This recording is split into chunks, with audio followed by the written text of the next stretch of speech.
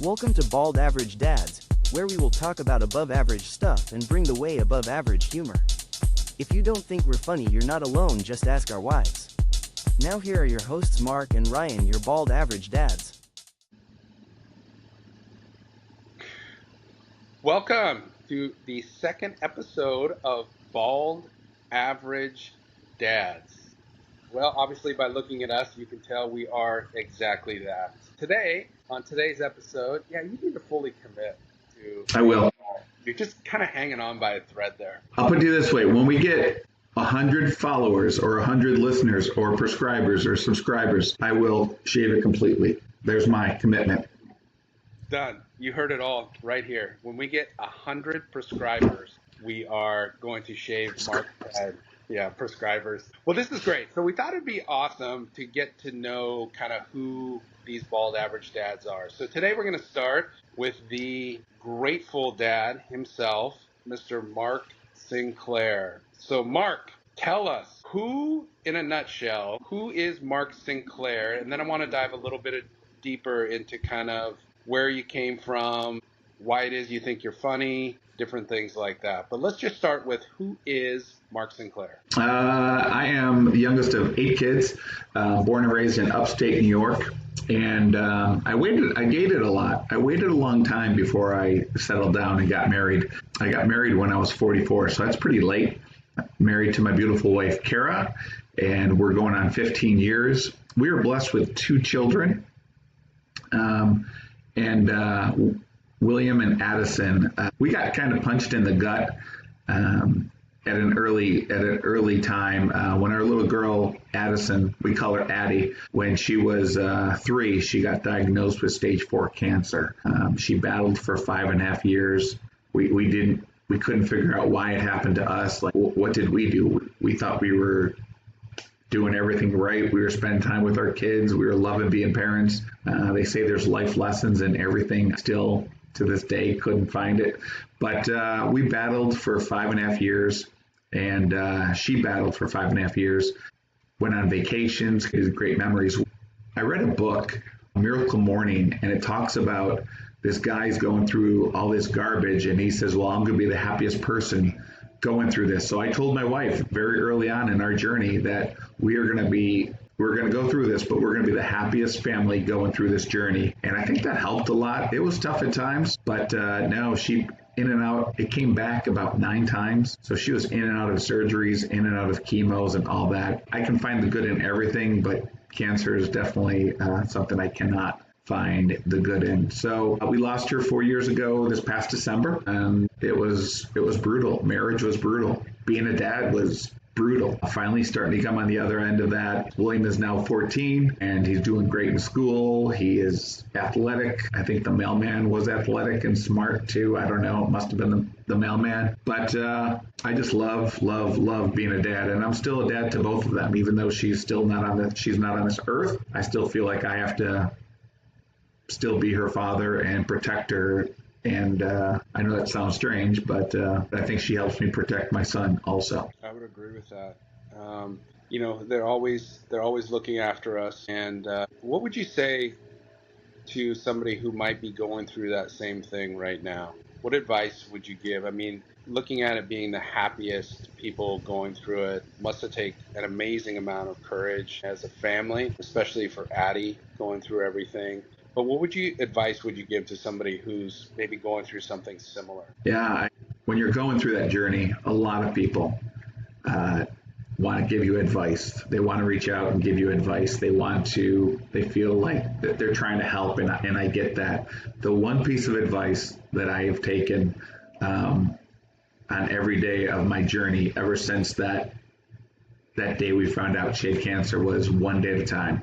Don't think about the appointment 6 months from now. Don't think about the surgery next week. Just enjoy today. Live through today, because heck, I could get hit by a bus and all this was for nothing. So just to live every day and stay in every day. Easier said than done, especially when you're going through that fight or going through any challenge in this world, just one day at a time. That's like you said, that's a lot of times easier said than done. What are some things, because one of the things I realized when I met you was that you really do live by that philosophy. So how did you take that, which seems very easy to do, but it's not, in reality, it's difficult to employ in your everyday life.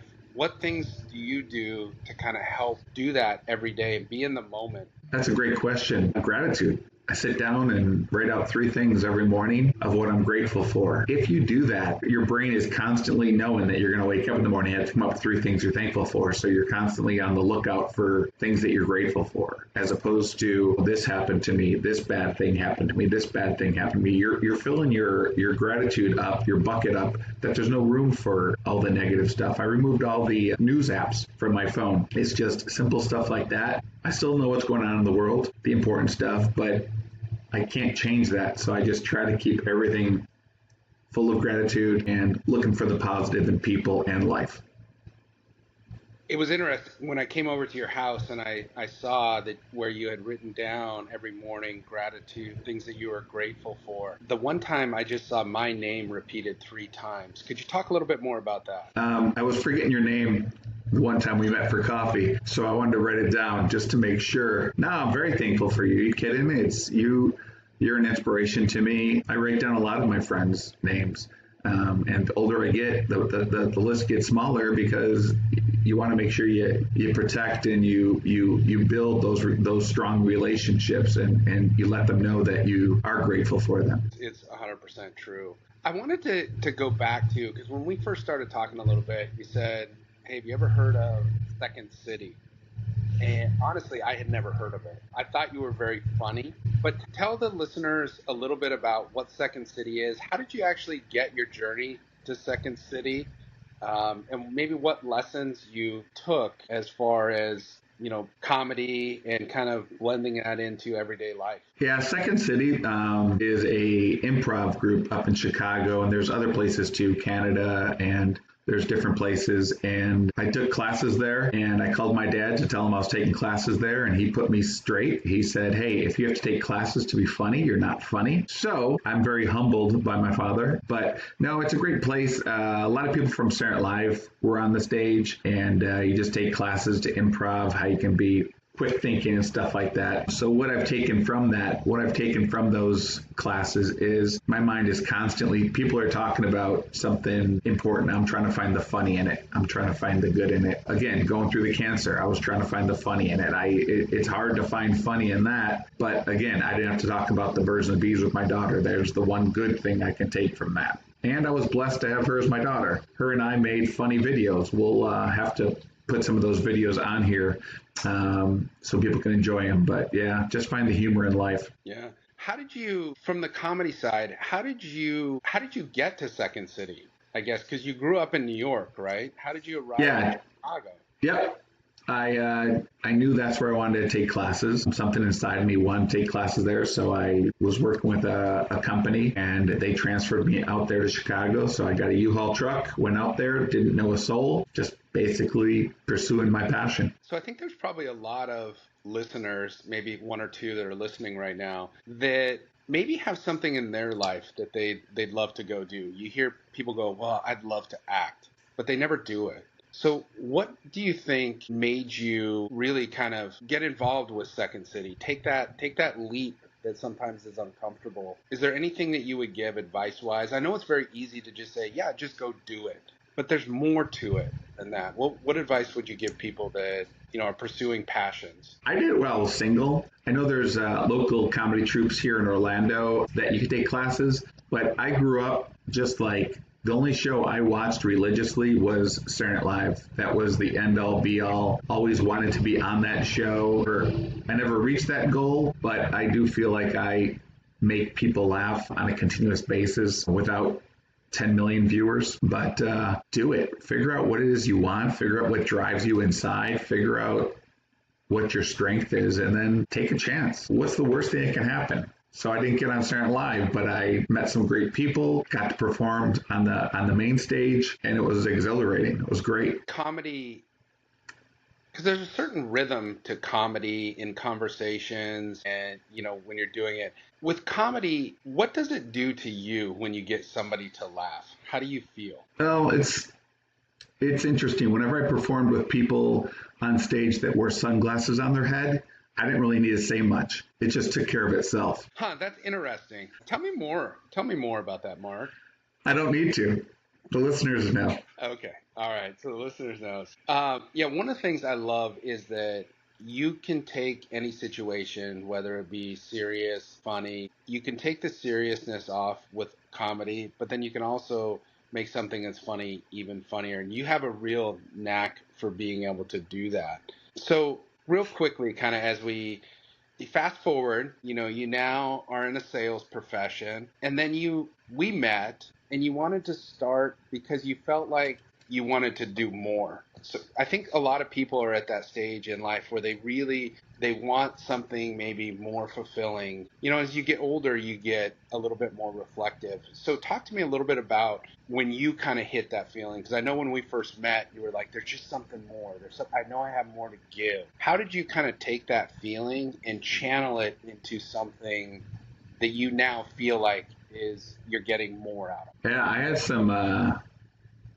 had some great people fall into my life at certain times, like yourself and a few others. One of them made me read 20 minutes a day, nonfiction. And I think that really opened my mind more to a growth mindset. You're not stuck where you're at. It doesn't matter how old you are, how young you are, how big you are, how short you are. It doesn't matter. If you really want something, you can go after it. Just have to take the time to learn it. So I was watching YouTube videos on how-tos.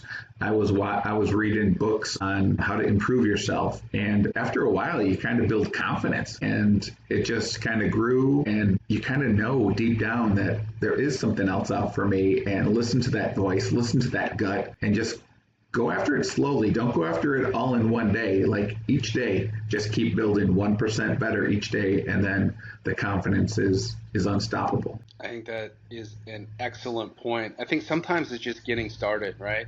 Like you mentioned, you're now kind of working out with your son. The first time you go to the gym, like it's that gap from the house to maybe the gym that seems so insurmountable. But once you get there, right, you start getting momentum. So I think a lot of people kind of get stuck in that gap of just actually doing something. And you and I had those conversations too about when you were starting your podcast, you were like, I don't know anything about this. I don't know. What app do you use? What are people doing? How do you even download this? I mean, it was just like question after question. But where it's impressive is that you just started. And look, we're probably not both the most tech savvy. I mean, but if we can get enough prescribers, maybe we can become a little more tech savvy, right? That's right.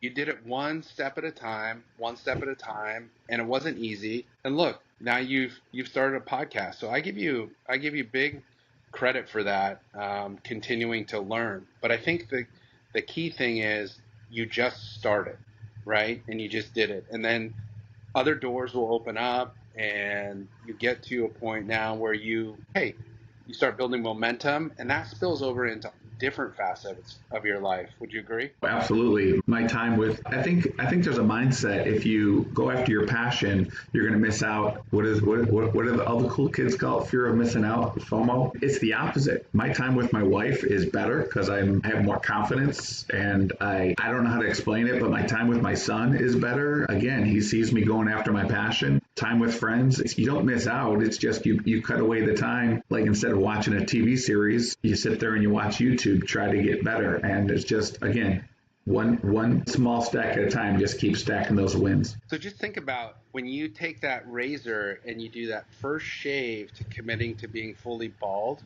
just imagine the possibilities. It's just like that. Yeah, Ryan, just like that. Change forever. Well, we're going to get to know each other in a lot more detail, and the viewers will be able to get to know us in a lot more detail. But I will tell you, if you're blessed to have Mark Sinclair in your life is very full. He is one of the most genuine, outgoing. He always cares about the people around him and pushing them to strive and get better. So, Mark, I can't wait to continue this journey with you. I know it's been a little bit serious, kind of out of the gate, but I think it's great that people get to know us, and then we'll start diving into some fun topics of being just us as bald average dads. Thanks for your time, Mark. Make sure you prescribe. Don't forget to prescribe. Prescribe. Stay genuine, folks. Thank you for joining us on Bald Average Dads. If these two were not married and I was not AI generated, things would be way different. Make sure to like us and subscribe. Laughter is the best medicine.